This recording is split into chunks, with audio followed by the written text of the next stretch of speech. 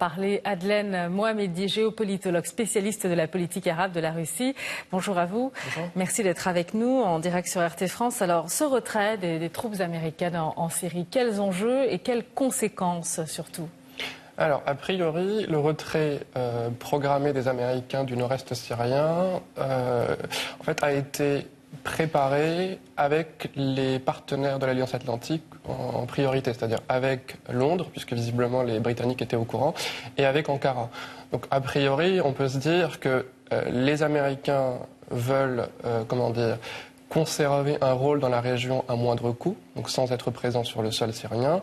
Et la meilleure manière d'y parvenir, c'est de se rapprocher des alliés historiques, en l'occurrence de la Turquie, d'Ankara, mais en même temps aussi des Saoudiens, parce que juste après, 24 heures après la déclaration américaine sur le retrait des troupes de Syrie, il y a eu une déclaration de Donald Trump sur l'argent saoudien censé financer la reconstruction de la Syrie. Donc on peut se dire en fait que les Américains ne veulent pas laisser le champ libre aux Russes et aux Iraniens sur le sol syrien. Et pour ce faire, le moyen le moins coûteux, c'est c'est de se rapprocher de l'allié turc et éventuellement des autres alliés de la région. Alors c'est vrai qu'il y a eu une discussion, en tout cas une communication entre Donald Trump et Recep Tayyip Erdogan à propos justement des troupes aussi turques qui sont présentes en Syrie. Il est question véritablement d'un retrait turc de Syrie? Non, il n'est pas question d'un retrait. Il était question d'une action coordonnée, c'est ça? Oui, absolument, d'un retrait américain coordonné avec Ankara. Mais il faut savoir que c'est une question qui ne date pas d'hier. Il y a quelques mois, il y a eu justement un accord russo-américain sur la ville de Manbij. Et l'accord prévoyait des patrouilles turco-américaines pour vider la ville des YPG, c'est-à-dire des combattants kurdes en fait. Alors, ça n'a pas marché vraisemblablement, et les Turcs ont fait pression sur les Américains pour leur laisser le champ libre.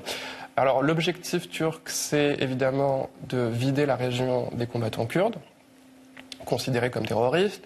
Alors, ils veulent le faire aussi bien à l'ouest de l'Euphrate, mais aussi dans l'ensemble des régions de l'est de l'Euphrate.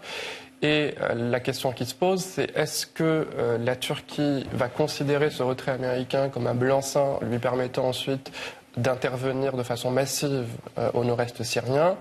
Et évidemment, la grande inconnue, ça reste... Alors la coordination turco-américaine a marché, la grande inconnue, c'est la coordination russo-turque. Alors justement, qui sont les bénéficiaires et les perdants finalement de ce retrait américain de Syrie? Parce que, par exemple, parler de la Russie, Vladimir Poutine a salué cette décision justement américaine de retirer ses troupes de Syrie. Oui, absolument. C'est assez intéressant d'ailleurs, parce qu'au moment où la déclaration de Donald Trump a été faite, on a bien vu qu'il y avait évidemment une division à l'échelle américaine entre les acteurs politiques américains, une division dans la région et une division en fait en général sur la scène internationale. Les Britanniques ne se sont pas prononcés sur la question. Paris a considéré que c'était une annonce un peu dangereuse. Le président Macron a parlé d'un allié peu fiable. Et évidemment, sur le sol syrien, les trois principaux bénéficiaires sont les Turcs, les Russes et Damas et la Syrie. Donc les trois ont jugé positivement ce retrait, mais pour des raisons très différentes. Alors trois acteurs du processus d'Astana. Oui, absolument. Ouais, les principaux acteurs du processus d'Astana ne voulaient pas de la présence américaine pour des raisons très différentes. Pour Damas et Moscou, la présence est illégale.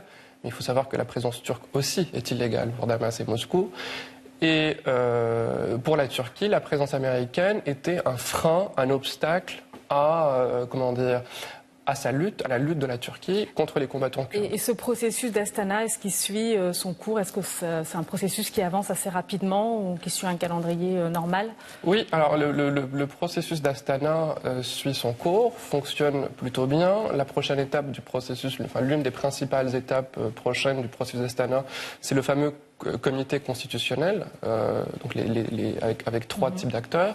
Mais évidemment, la question qui se pose, c'est comment la Russie et la Turquie vont gérer les prochaines semaines et les prochains mois, aussi bien au nord-est avec la question kurde que dans la région d'Idlib. Parce que le problème, c'est que le nœud turc pour la Russie, c'est à la fois le nord-ouest avec la province d'Idlib et le nord-est avec la question. Alors, s'agissant des puissances telles que la France, la Grande-Bretagne, l'Allemagne, sont définitivement exclues du processus de paix, du processus de reconstruction à venir de la Syrie, en Syrie? Non, ils ne sont pas exclus. Le fameux sommet d'Istanbul, il y a quelques semaines, était justement destiné, du point de vue de la Russie, à rapprocher les Français et les Allemands de la position russe.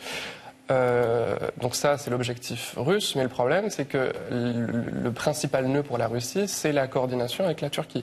C'est-à-dire, en fait, la Russie est dans une situation très confortable, parce que la Russie a évidemment gagné la guerre sur le sol syrien, mais la victoire est en partie empoisonnée, parce que se pose la question pour la Russie de la gestion des deux principaux voisins qui posent problème, c'est-à-dire dans la région du Golan, Israël, et au nord, la Turquie.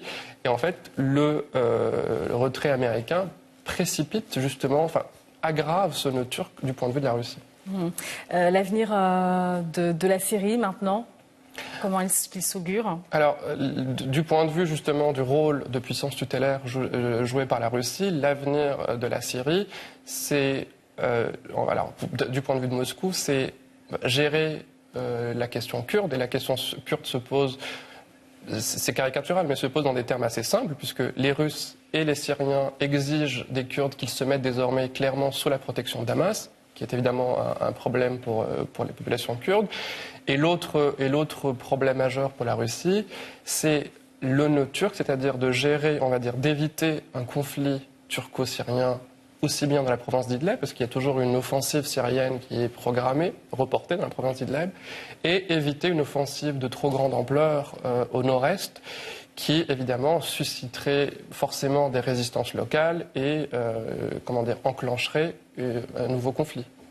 Merci beaucoup Adlem Mohamedi. Je rappelle que vous êtes géopolitologue spécialiste de la politique arabe de la Russie.